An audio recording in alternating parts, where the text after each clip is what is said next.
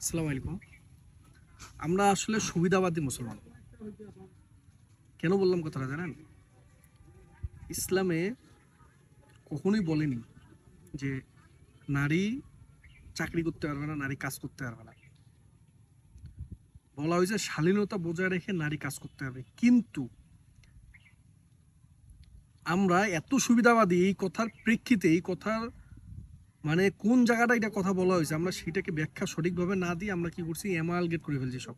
আমরা সব নারীকে এখন কাজ দিচ্ছি, সব নারীকে চাকরি করার সুবিধা দিচ্ছি, বলতেছি যে ইসলাম তো পারমিশন দিছে। তাহলে আপনাদের মাথা ব্যথা কেন? এটা সম্পূর্ণ ভুল।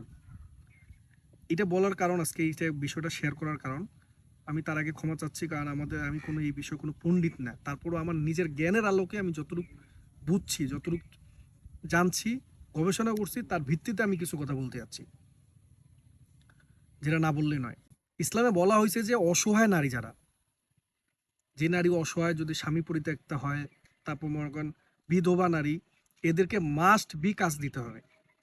ইসলাম এইটা বলতেছে, তাদেরকে সাপোর্ট করার জন্য ইসলাম বলতেছে, সেটা কাজ দিয়ে হোক, সেটা কোনো বৃত্তশালী জাকাত দিয়ে হোক, কিন্তু তাদেরকে কাজ দিতে হবে। কারণ আপনি যদি দান করেন, তারা দান করলে, আপনি যদি 1 লাখ টাকাও দান করেন, কয়দিন খাবে? কিন্তু আপনি যদি কাজ দেন, তারা চলতে পারবে সুন্দর করে। আচ্ছা, ইসলাম বলা হয়েছে এটা। তারপর যেই ফ্যামিলিতে কোনো ছেলে নেই, পরিবার হাল ধরার জন্য মেয়ে আছে, সবাই মেয়ে, সেই ফ্যামিলির মেয়েকে চাকরি দিতে হবে। এগুলা বলতেছি ইসলাম, এগুলা হচ্ছে ইসলামের যুক্তি। কিন্তু আমরা এই সঠিক যুক্তিটা না বুঝে আমরা কি করতেছি, ওই যার স্বামী 2 লাখ টাকা 3 লাখ টাকা মাসে ইনকাম করতেছে, তার বউকেও আমরা দিচ্ছি চাকরি। তো এইভাবে করে আসলে সমাজে বিশৃঙ্খলা সৃষ্টি হচ্ছে। যখন এই 3 লাখ টাকা বেতন প্রাপ্ত, 1 লাখ টাকা বেতন প্রাপ্ত স্বামী স্ত্রী যখন চাকরি করবে, তখন কিন্তু প্রকৃতপক্ষে যা চাকরিটা দরকার ছিল, সে কিন্তু পিছিয়ে পড়বে। সে কিন্তু তার পারবে না তার পরিবারের হাল ধরার জন্য।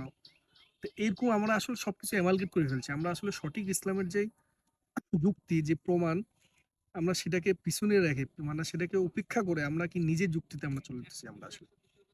তো যাই হোক, আমি এর কথা বাড়াচ্ছি না। আসলে এটা নিয়ে ভাববেন আপনারা, এটা ভাবার বিষয় আছে, অনেক কিছু আছে।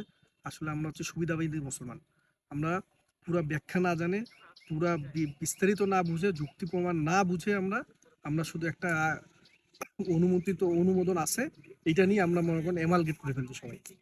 তো যাই হোক, আর কথা না বাড়াই, আল্লাহ হাফেজ।